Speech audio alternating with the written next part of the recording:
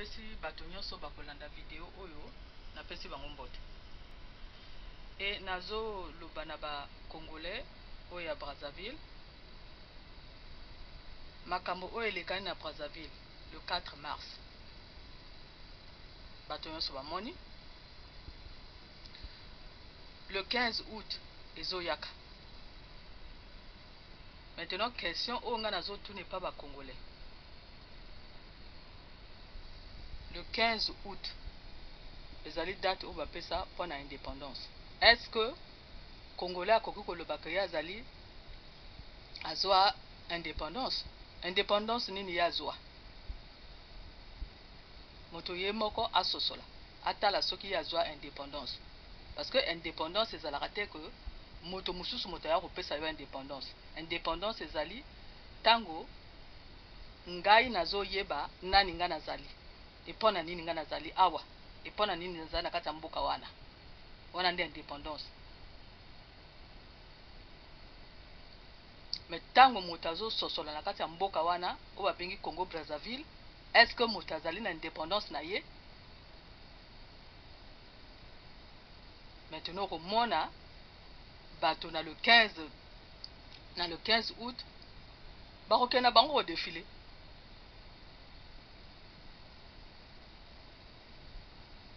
Bakokenda bango kodefile e bakokenda lisusu kopesa ba bravo. Ndeko okopesa bravo te quand? Okopesa moto bravo te quand? Okomona nani situation na yo moko te? Okomona ndenge nini yo moko evolution na yo ezali te? Mokokenda kaka le 15 août mpona kopesa ba bravo. Moto ye moko asosola. Nazongela nani na le 4 mars. Makambo nini elekani na le 4 mars 2012? Makambo oyo elekani na le 4 mars 2012, moto nyonso oyo babengi ke azali Congolais ya Brazzaville asosola. Makambo oyo elekani na le 4 mars na Congo Brazzaville ezali ke bamindoki soki bato basalaka mindoki na expliquer bien, bato basalaka mindoki balukaka ba place na bango mpona koteste mindoki wana e ezali na bamboka oyo bango bazo bato bango bakokenda kotala bake koluka bato bamemi mindoki mpona koteste mindoki wana. E soki bino bozwi mindoki wana bango bapesi bino na mbongo e na mbongo wana sikoyo mpona bango bateste mindoki na bango. E soki omoni bien na Congo Brazzaville eloko oyo se passe na Congo Brazzaville ezali que ezali mindoki oyo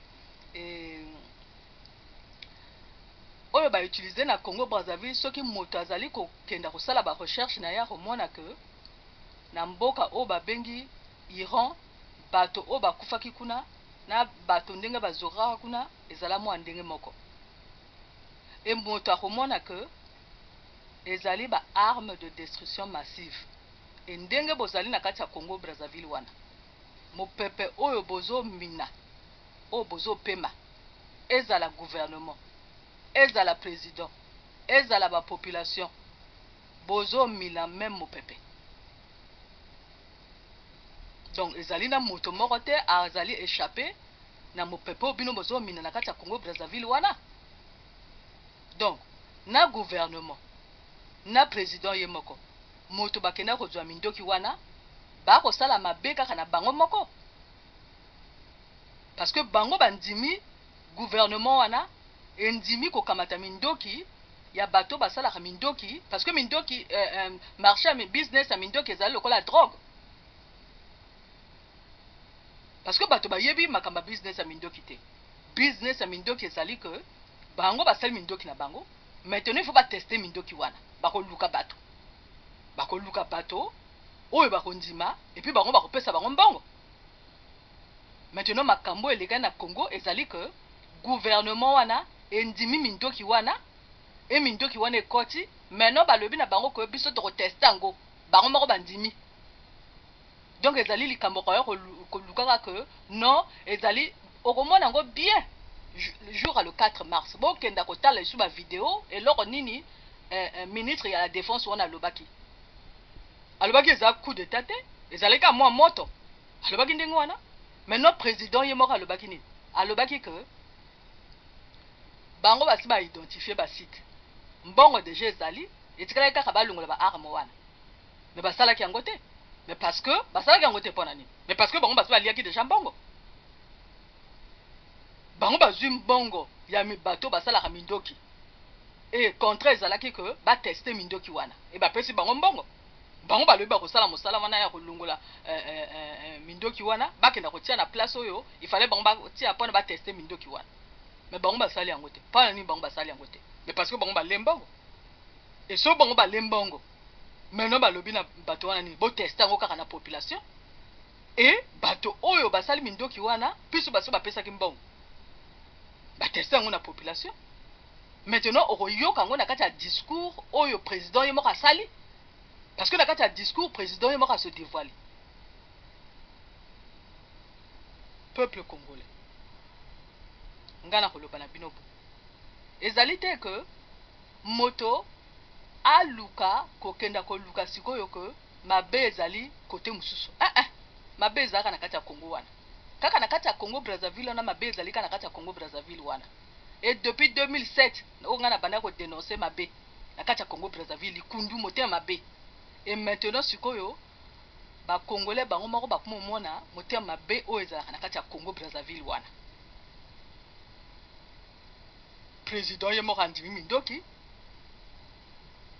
bato basalaka mindoki bapesi bango mindoki bapesi bango na mbongo bango batiki mindoki wana na kati ya quartier ezali mpona nini intention na bango ezali mpona baboma population babomi mpe population mais maintenant population babomi wana mopepe obino ozopema bato batikali ezala gouvernement ezala président ezala population bozominaka même mopepe wana e mopepe wana ezali mabe parce que baarme wana oyo basali wana ezali baarme basalango na baproduit chimique et baproduit chimique wana basalaki yango te mpona bato barespire kango mais bino en ce moment na Congo Brazzaville bozo respirer uranium wana mais bozo yeba te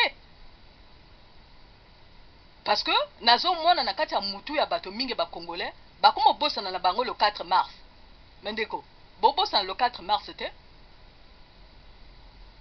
bobosana le 4 mars te parce que bokokena na bino ba défilé bokokena su kopesa ba bravo parce que oso bosana na bino le 4 mars pona nini pona bapesi bino ba 3 millions bapesi bino kaka 3 millions boyebi combien bango ba encaissé parce que ezali cop parce que bino bokozwa ba 3 millions na boyebi te ezali nde cop moto akosala cop na ye andimi mindoki ekota bato bakufa ya encaissé mbongo après moi ndama mbongo ya apesi bino mais après bino kaka botelemi lisusu boko opesa lisusu bravo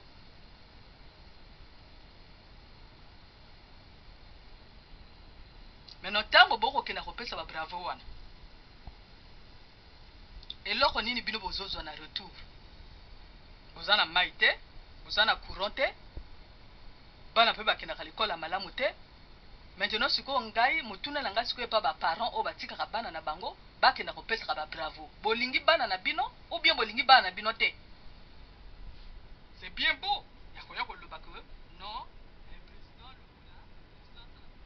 Voilà, donc ce que vous avez pu entendre de cette charmante femme du Congo-Brazza qui vit en Allemagne pousse une révolte. Je partage sa révolte contre cette injustice. On ne peut pas accepter qu'une présidence soit mise sur 2 mandats où on n'y voit rien. On n'y voit rien d'une évolution. Les routes sont des poubelles, on y prend des Chinois pour une main-d'œuvre moins chère, mais les travaux n'avancent pas, les hôpitaux sont des pleurs, c'est catastrophique. Le peuple congolais a peur de mourir, ne va jamais aller affronter l'injustice d'un pouvoir mal acquis. Hein, donc de cette manière, ils vont pas aller faire front sur des manifestations jusqu'à aller se faire tuer comme un peu on a vu en Côte d'Ivoire où bon, ça a fait quand même un changement, le peuple s'est réveillé. Hein, c'est de cette manière, le peuple doit se réveiller contre l'injustice. Qu'importe si on doit mourir, ben, s'il y a le sang va couler, ben, à ce moment on portera la mort, et ceux qui vont, le futur de nos enfants, ben, porteront toujours amour à ceux qui ont porté cette victoire, même dans la mort, afin que le changement d'un pouvoir change et que la France puisse venir maintenant se mobiliser par rapport à ce genre de problèmes dont ils sont un peu victimes. Parce que la France est complice un peu de cette injustice. Hein, pour quelle raison un tel pays riche en or, pétrole, diamants, etc., forêt deuxième la plus grande au monde, et on y voit tout simplement un pays qui n'évolue pas, des hôpitaux, des gens qui meurent tous les jours, le peuple meurt, mais à ce moment ça ne peut plus y aller. Soit, si c'est de cette manière, que le président donne des visas à tous les Congolais, que tous les Congolais repartent en Europe, en France, et c'est de cette manière que si tous les Congolais repartent en France, il ne restera plus que les nouveaux Congolais, les Chinois, aux yeux bridés. Et afin de cette manière, ils feront le nouveau Congo aux Chinois et aux Libanais. Mais je vous remercie de cette vidéo de notre sœur.